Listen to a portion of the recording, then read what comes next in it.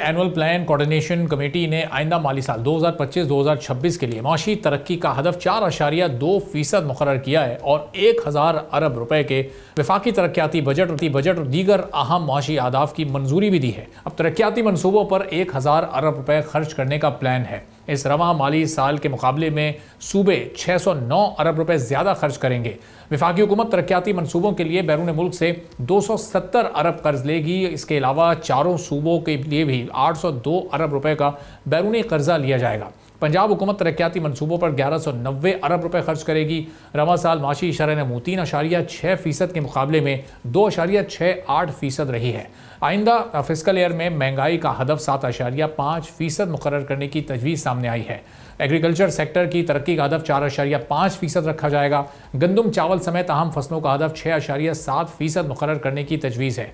Cotton ginning का हदफ 7% और live stock का हदफ 4.2% मुकर्रर होने का इम्कान है। सनती शोबे का हदफ 4.4%, बड़ी सनतों का हदफ 3.5% और कानकुनी का टारगेट 3% रखने की तजवीज़ है। बिजली, गैस और पानी सप्लाई का हदफ 3.5% मुकर्रर किए जाने का इम्कान है। पब्लिक इन्वेस्टमेंट हदफ 3.2 और निजी सरमायाकारी का हदफ 9.8% होगा। NHA को माली साल में 228 अरब, जबकि पावर डिवीज़न को 104 अरब और वाटर रिसोर्सेज डिवीज़न को 140 अरब, सुपारको को 24 अरब, कैबिनेट डिवीज़न को 50 अरब 33 करोड़ रुपए मिलेंगे।